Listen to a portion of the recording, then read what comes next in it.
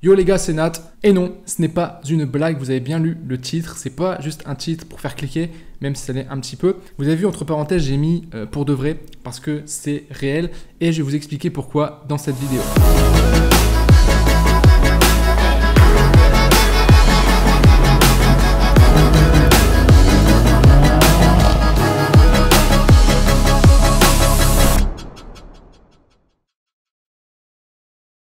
Avant de vous expliquer pourquoi j'arrête le dropshipping et ce qui va en résulter, je vous invite à venir me suivre sur Instagram.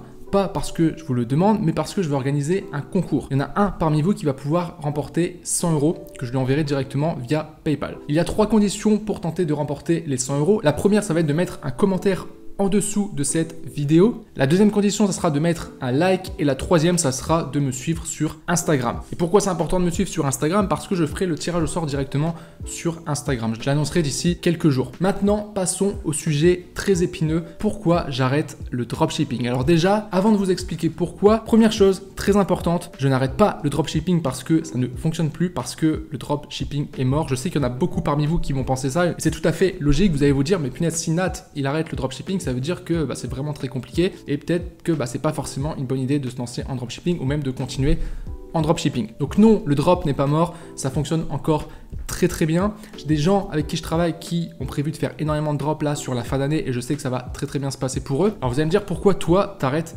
le dropshipping. Alors, la nuance elle est là. J'arrête le dropshipping mais je n'arrête pas l'e-commerce, loin de là. Ça fait 4 ans maintenant que je me suis lancé dans le e-commerce. C'est ça qui m'a permis de me lancer dans le business, de gagner ma liberté, de totalement changer de vie. Et c'est un business qui est vraiment exceptionnel dans le sens où tu peux démarrer de zéro et à force de travail, tu peux avoir du résultat et changer totalement de vie. Même si tu n'as pas de compétences, même si tu démarres de zéro, etc. N'oubliez pas un truc les gars, c'est que le dropshipping, c'est juste une manière logistique d'envoyer des produits. Donc je sais qu'il y en a peut-être parmi vous qui ont lu « J'arrête le dropshipping » en se disant « Nat, il va arrêter de vendre des produits en ligne. En gros, il va arrêter le e-commerce. » Mais non. Et je vais vous expliquer pourquoi juste après et qu'est-ce que je compte faire justement. Aujourd'hui, j'aimerais te dire, toi qui regardes cette vidéo, si tu as envie de te lancer aujourd'hui en e-commerce ou en dropshipping de manière générale, continue, ok? Fais du dropshipping pour débuter, c'est le meilleur moyen pour se lancer parce que tu n'as pas besoin d'avancer énormément d'argent, tu n'as pas de stock à acheter, etc. Donc profite de ce système. Moi aujourd'hui, je suis à un niveau plus avancé, j'ai des ressources financières en fait qui me permettent de passer directement à du stock. Et c'est le projet que je suis en train de développer en ce moment. Donc pour que tu comprennes bien le schéma et si tu débutes aujourd'hui, que tu te poses des questions par rapport au dropshipping, ce que je vais te conseiller de faire, c'est de démarrer en dropshipping. Dans tous les cas, au début, il va falloir tester ton produit, ton offre, ton audience, ton site, tes publicités, etc. Donc tu vas pas forcément commencer à investir plusieurs centaines, plusieurs milliers d'euros dans du stock alors que tu n'es même pas sûr que ton produit se vend. Donc garde ce modèle de dropshipping dès le départ pour commencer.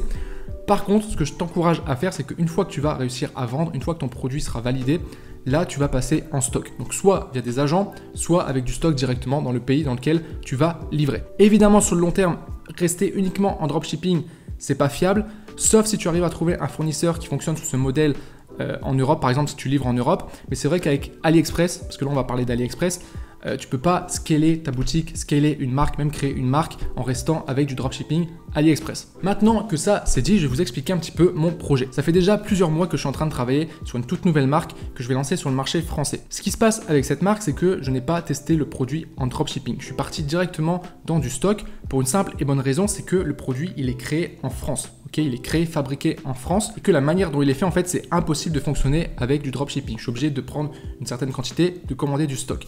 Donc, c'est ce que j'ai fait. Donc, j'ai engagé quand même un gros capital. Je pars directement dans un site qui va être ultra brandé. Donc, je vais mettre beaucoup de ressources en temps, en argent dans le site, dans les publicités, dans tout l'univers que je vais créer autour de la marque. Et aujourd'hui, c'est clairement mon focus principal.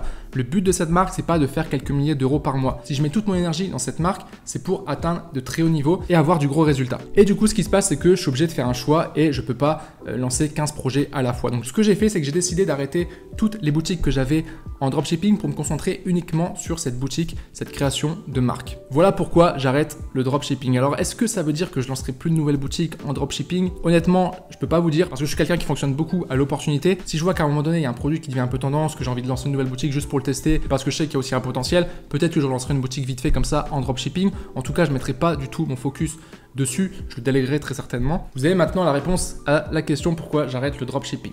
Maintenant, comment ça va se passer sur YouTube? Parce que vous allez me dire, ouais, mais attends, si tu fais plus de dropshipping, comment tu vas continuer à nous faire des vidéos, etc. Alors, encore une fois, je le rappelle, si vous n'avez pas compris, le dropshipping, c'est juste la méthode logistique. C'est-à-dire que tout ce qu'il y a autour, ça reste du e-commerce. Donc oui, je vais plus forcément vous parler de AliExpress, même si je pense que ça, c'est acquis, hein, j'ai déjà fait des vidéos dessus, j'ai pas besoin d'en refaire.